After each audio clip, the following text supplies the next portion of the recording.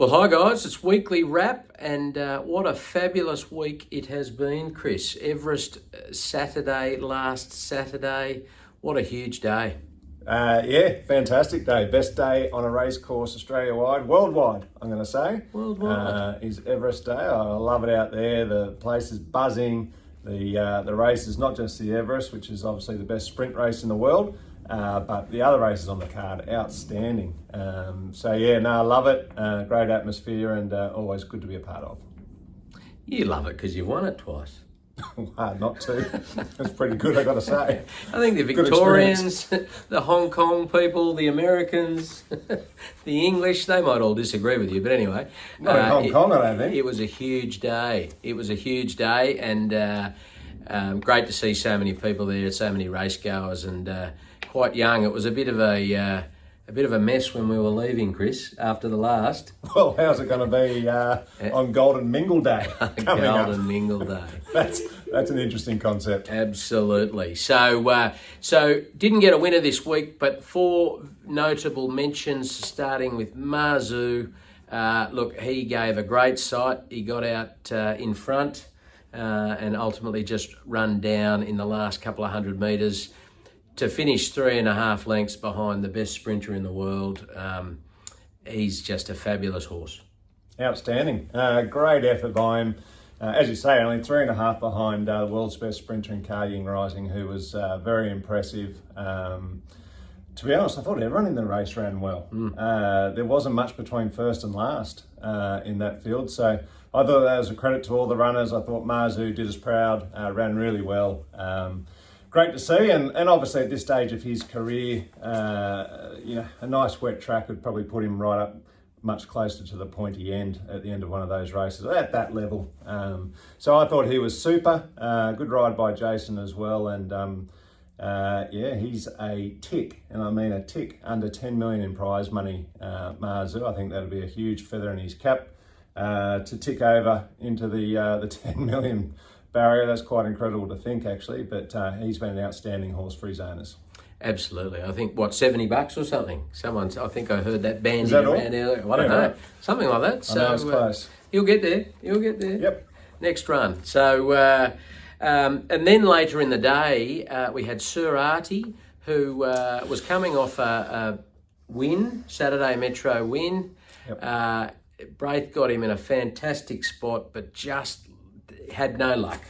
And I think if he'd got out when he wanted to, he was fighting out with the winner.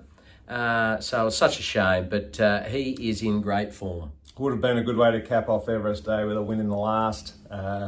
He was desperately unlucky. Yeah, I think he would have been a big chance of winning that race. He was humming. Poor old Braith, he got a week's suspension for trying to get Artie out into clear running. So he did his level best, yeah, it wasn't to be, but he's in super form at the moment. I think wherever he goes next, he's going to be hard to beat again. Big dance day, Melbourne Cup Day. He's at Randwick, or it looks like he'll be at Randwick, and really excited to see him run again. So, and then we had Formal Display. He was at Warwick Farm on Wednesday, and I tell you what, you were there, Chris, the bob of the head, and they even announced it. The race callers even announced that Formal Display had won. That's how close it was. Yep. And he had a great run. He was super. Ding-dong battle down the straight, wasn't it? Yep. Those 2 horses cleared out, and it was just a bob of the head pretty much the entire way down the straight. I think a lot of people on track and on watching on TV thought he just got the bob in. But as it is with these bobs, it's anyone's. And unfortunately, he was a whisker behind the winner. But a super effort. The winner's a very good horse. I think he's won about 5 of 7 or 8 runs or something like that. He's running very well, that horse, and so good form behind it. It's a listed winner, actually. I thought he ran very, very well, and his next win is just around the corner as well. He was super. Absolutely, and carrying 60.5 too, so he gave a couple of kilos to that other horse, and he was great. So looking forward to his next run. And then the final notable mention of the week, Freddie Bassett. He stepped up to 2,200 metres, the 3-year-old listed classic at Geelong Cup Day. And look, he had no luck as well. He, from the wide barrier, had to go back. And then Marky Zara decided he would start walking with his horse. And everyone else just let him do it. So, so Freddie was the only one to make up ground in that race, and he was coming home with a wet sail, as I often say. You do. And he was only a length and a bit off, so he looks like he'll get over further. And you never know, Chris, he might just pop his head up in a VRC derby. He might be Group 1 bound. Who knows, Sam? Let's see. But it's not bad for a maiden. No, it's not bad. Yeah, I mean, it just feels like this whole preparation he has been.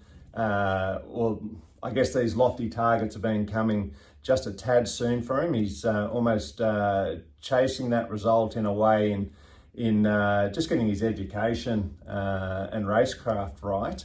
But he keeps improving slowly but surely each one. He's learning a bit more, executing a little bit better that next outing. And I thought this last run at Geelong was certainly his best. You could almost see the penny dropping for him, and he started to extend out a lot better, and is learning what he's doing. So further distance again was a big plus for him, and further more will be a positive again. He just looks like he'll run all day, this horse. So great to see him performing so well. I mean, it's a credit to him to be able to get to stakes level where he's at now and performing very well when he's so inexperienced. But bright future for Freddie. Absolutely. So looking forward to seeing where he ends up. But so that's it. We've taken a little longer to talk about the runners just gone, but it's been a great week, as I said, without winning. So so lots in store for them to come. Before I move on to this week's horses, and we don't want to take too long, but I just thought we should mention that late last week at the Ready to Run sale, we bought an Autumn Sun colt out of the very kindly named Dynamic Lips. Yep. European horse, and we're absolutely wrapped with him. He's a lovely type. He's got a massive long action, and to be honest, in a very short amount of time, we've advertised 24 hours ago and 50%, more than 50% gone. So exciting type, Chris. He is, yeah. Might have to name him Mr. Popular or something like that. He's certainly hit the mark with some of our owners, which is great. He's a very exciting horse. We don't normally get the benefit of seeing them gallop before buying them. Walks the quickest they usually go. We're really taken with his breeze up there over the 200 metres. Did it in sharp, quick time, but under minimal urgings, and just had a really lovely, fluent, long action on him, and very much looks like that sort of horse who'll get out to 1,600, 2,000 metres, perhaps more.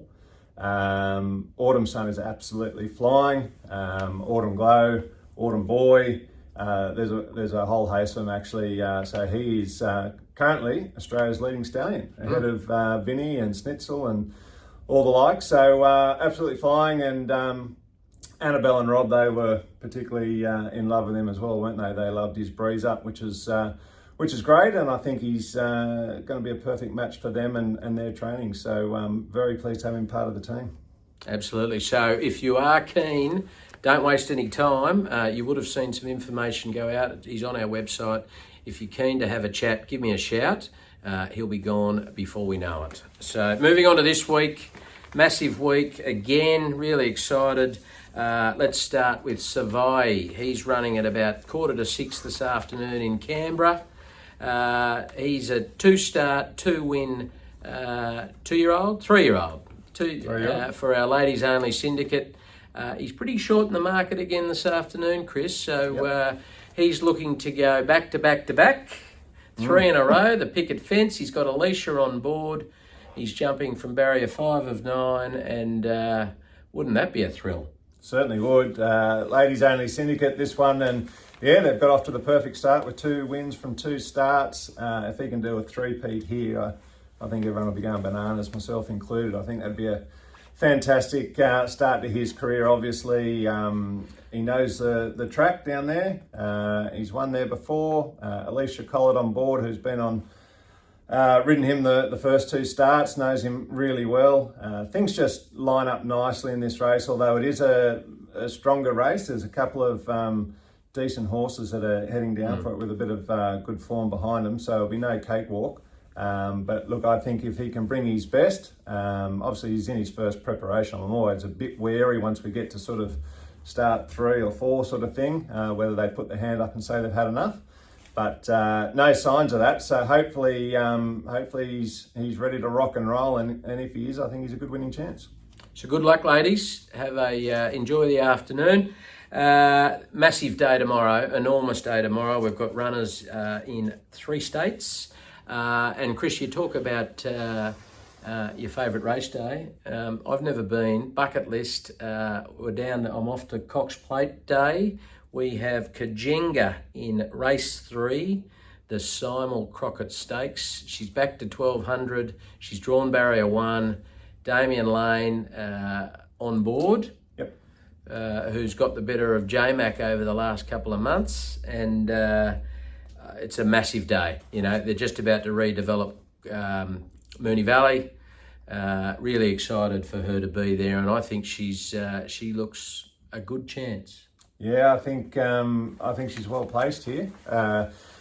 Obviously, that you got a query around Moonee Valley for the first time, but she did get the benefit of having a gallop around there earlier in the week, which is great. Last Cox Plate Day as we know it at Moonee Valley. So anyway, great to be a part of the big day, and yeah, I think she's well placed. I think she's up to this at her best for sure.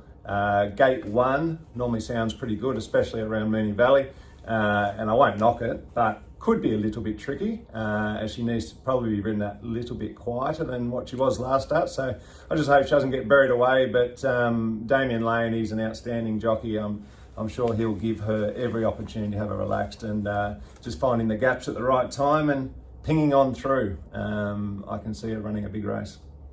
Absolutely. So very exciting. Off to Dubman in Brisbane. We've got Diablo Bolt stepping out for his first start of the preparation. He's had a couple of nice trials. This will be a bit of a kick-off point. He's going to need further than the mile of this race, and there's some decent horses in it. But be great to get him going. He's got Jag on board, who knows him well, and good to get him underway, and hopefully he's finishing strong. Yeah, that's right, and I'm sure he will be. He's a horse we love. This one, very consistent performer. He puts in. He is just returning now, so as you say, it will be a bit short of his best, no doubt about that. So starting point for the preparation, but he has been coming to hand in really good fashion this prep. I expect some more wins ahead for him, especially as we get up in distance. But just love to see him perform well here first up, and as you say, strong late, and then we'll move him up in distance and he'll be humming.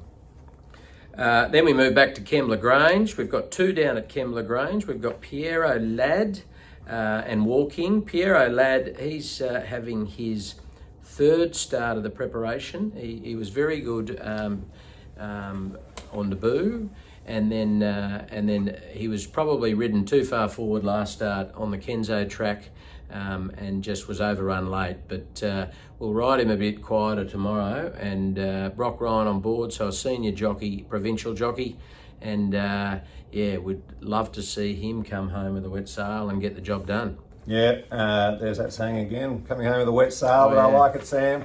I think you're spot on. It is a bit tricky again, riding a bit quieter from barrier 1. You got that potential to run into some dead ends, but hopefully not. Brock can find those gaps as well, just like Frosty will do down at Moonee Valley for us, and he'll finish hard. I think he's a good winning chance. Here's a challenge for anyone. Let me know what is another option for saying instead of come home with a wet sail. Send me an email. Like a rocket. Walking. He is resuming. The team have been over the moon with him. He had 1 start last preparation, just needed to fill out a bit. He's a different physical specimen now, and he'll take this run to get going. He'll want further, but really excited to see him start his preparation tomorrow. Yeah, couldn't agree more. Lovely horse, progressive horse. Louise Day on board, and it's a starting point for him. Definitely short of what he's going to prefer, but a really good starting point nonetheless. And I can see him running well, be top 3 or 4, but just putting in a very nice performance. And because he's only off one trial, this will help get him fitter and up to the mark, and he'll be very hard to beat probably the next start, I dare say, if we get him up in trip that little bit further again and with that fitness under the belt. But I expect him to run very nicely here first up.